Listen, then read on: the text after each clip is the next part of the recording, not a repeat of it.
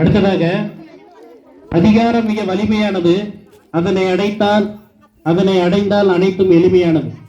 அந்த தத்துவத்தோடு நீதியை நிலைநாட்டிய சிலம்பு என்ற நாடகத்தை அரங்கேற்ற 5ஆம் வகுப்பு மாணவர்களை அன்போடு அழைக்கிறோம்.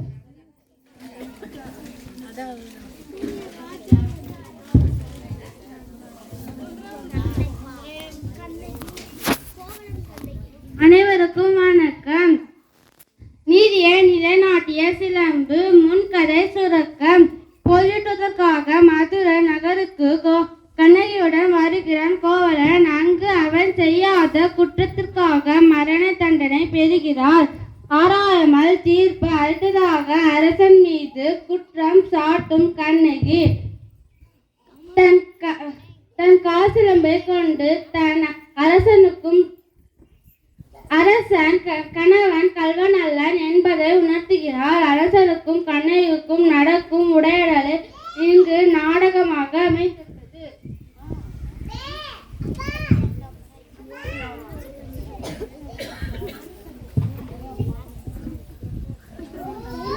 அரசே, அரசே, அரசனிடம் போய் கூறுங்கள், ஒருத்தி வந்திருக்கிறாள் என்று. கூற மாட்டீர்களா? அரசே, அரசே, அரசே, அரசே, நாம் அரண்மனை வாயின் முன் அழுந்த கண்களோடு தலைவிரி கோலத்துடன் ஒரு பெண் வந்து நிற்கிறாள். அப்படியா? அந்த பெண்ணுக்கு என்ன துயரமோ கேட்டாயா? கேட்டேன் மன்னவா. அதை பற்றி உங்களிடம் தான் கூற வேண்டும் என்று சொல்கிறார். அவள் உங்களிடம் நீதி கேட்டு வந்திருப்பதாக கூறுகிறாள். நீதி கேட்டு வந்திருக்கிறாளா? சரி, அந்த பெண்ணை உள்ளே அனுப்பு. ஆண்டார்களும் சான்றோர்களும் நிலைத்திருக்கும் அவையிலே நடுநாயகமாய் மன்னர் வீட்டிற்கு அரசனுக்கு நுழைக்கிறாள் கண்ணகி. இளங்கோடி போன்ற பெண்ணே, அழுத கண்களுடன் எம்மை காண வந்த காரணம் யார்? உனக்கு என்ன வேண்டும்? ஆராயாத நீதி வழங்கிய மன்னனே, என்னையா யார் என்று கேட்கிறாய்? சொல்கிறேன் கேள்.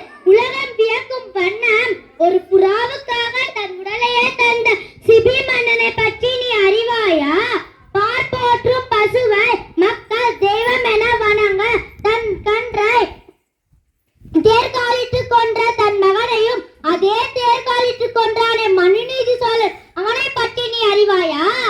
பெண்ணே, நான் கேட்ட வினாவுக்கு நீ இன்னும் விடை கூறவில்லை. அதை விட்டு விட்டு வேற ஏதோ கூறிக்கொண்டிருக்கிறாய். இழப்பின் அருமை தெரியாத மன்னனே, என் நிலை அறியாமல் தானே இப்படி பேசுகிறாய்?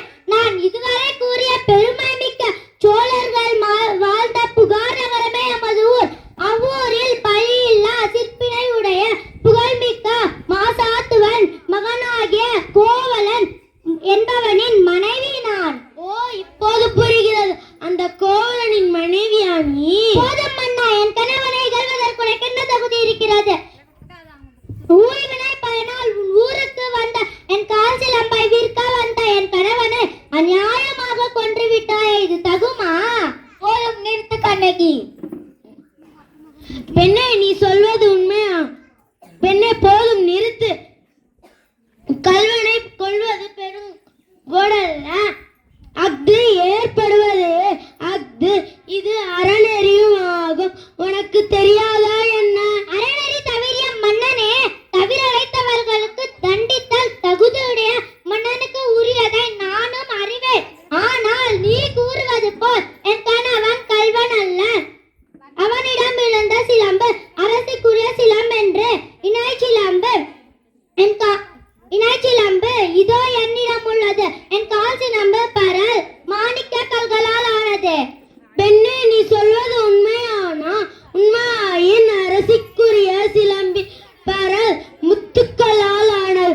ஆண்டோர் நிறைந்த அவையிலே நான் உண்மையை உணர்த்துகிறேன். யாரங்கே? கோவலனிடமிருந்து பெற்ற அச்சிலம்பை கொண்டு வா. சிலம்பை பெற்ற மன்னர் கண்ணகியுடன் கொடுக்கிறார்.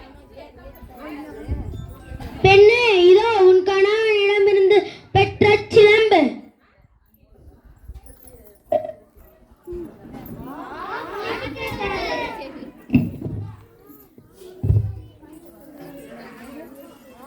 அம்முத்துக்கள்